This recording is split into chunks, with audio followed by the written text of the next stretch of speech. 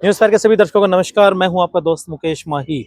आज शुक्रवार का दिन है और आज दोपहर को एक अफवाह सी उड़ी, एक बात चली, पूरी एक मार्केट में चली कि झांसी के विकास नगर में कोई कत्ल हुआ है, एक बेटे ने अपनी मां का कत्ल किया, ऐसी एक अफवाह सी उड़ी थी। जब हम इस बारे में वहां जानने के लिए पहुंचे तो क्या कुछ हमें पता चला। मकान मालकिन जो थी उन्होंने कुछ बताया हमें, लेकिन इस बारे में जो पूरी डिटेल है वो अभी तक कुछ कंफर्म नहीं हो पाया है, क्योंकि अभी तक ना तो पुलिस के अधिकारियों को इस बारे में कुछ ज़्यादा जानकारी है और क्या कैसे क्या घटना है, वो कुछ एक जो बातें हैं वो मकान मालकिन ने बताई है वो हम आपको जरूर दिखाएंगे। लेकिन इस बारे में जो भी अपडेट होगी वो हम आप तक पहुंचाते रहेंगे। आप इसी प्रकार हमसे जुड़े और रहें। यानी कि जो माँ बेटे आए मेरे पास, एक दिन पहला मेरे साथ मकान मांगने आए। मुझे बोला कि हमें मकान चाहिए, बहुत परेशान दिख रहे थे मुझे। तो फिर मैंने कहा चल, मैं ना, मेरे घर गेस्ट आए हुए, मैं उसके बाद आपसे बात करती हूँ। एक दिन 2 दिन रुक जाओ। दूसरे दिन रात को 9 बजे ये मेरे घर सामान लेके आ गए और ये मुझे परेशान दिख रहे थे। दोनों माँ बेटे भी ऐसे ऐसे, हमें खाली करवा दिया गया हमारा रूम, हमें रूम दे दो। फिर भी मैंने कहा रात का टाइम है, माँ बेटे परेशान दिख रहे, चल मैं रूम दे देती हूँ।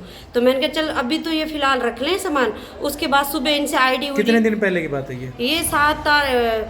ये 2-3 तारीख की बात है, यानी कि ये इसी महीने की। हाँ, इसी महीने की। तो ये मेरे पास आए, तो फिर मैंने कहा चल आप आ गए हो तो मैं अब तो आप सामान रखो, तो मैं सुबह मुझे आईडी दे देना आप। इनसे आईडी मांगी, 1-2 दिन हो गए मुझे आईडी मांगते मांगते, भाई मुझे आपकी आईडी दो, आईडी दो। इन्होंने नहीं दी।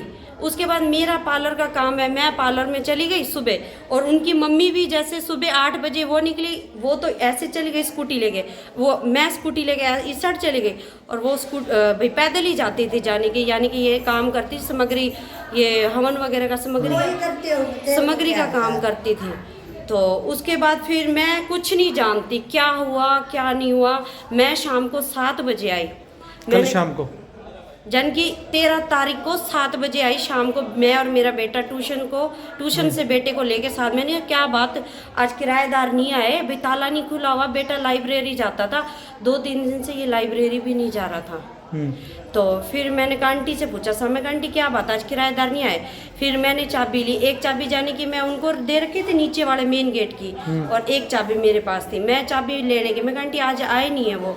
तो कहते हैं भाई, मैंने सोचा क्या क्यों नहीं आए। तो फिर 8 बज गए, मैंने कहा 8 बज गए अभी तक घर में आए नहीं है, तो क्या बात हो गई है, क्या है क्या नहीं है। तो फिर मैंने फ़ोन किया, कम से कम 10-12 बार उनको फ़ोन किया, इन्होंने नहीं उठाया। फिर इन्होंने कल फ़ोन उठाया मेरा, 3-3, 3:30, 2 बजे के करीब था। उस टाइम इस लड़के ने फ़ोन उठाया।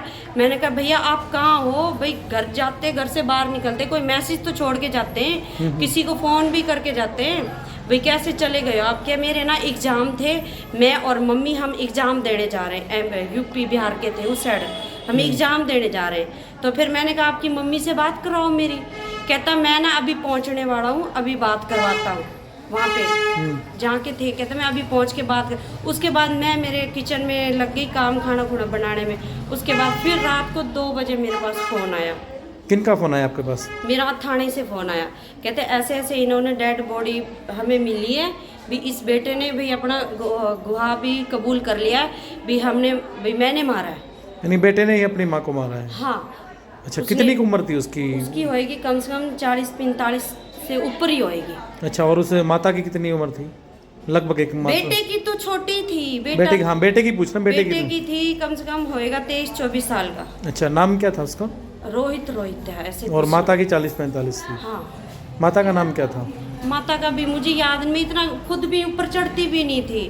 मैं मेरे काम में व्यस्त, काम से इधर से बस अपने घर रहती। ज़्यादा टाइम तो मैं अपने माँ बाप के घर रहती हूँ। पापा चले गए हैं उधर जयपुर में, भाई बेटे वहाँ भी रहते, इसलिए मैंने बिठाया कि चल कोई बात नहीं, भाई रौनक बनी रहेगी, भाई मैं माँ बेटे अकेले रहते हैं, भाई ऊपर नीचे रौनक बनी रहेगी, हमें क्या मालूम कि हमारे साथ ऐसा हो जाएगा। ठीक है जी। हाँ जी।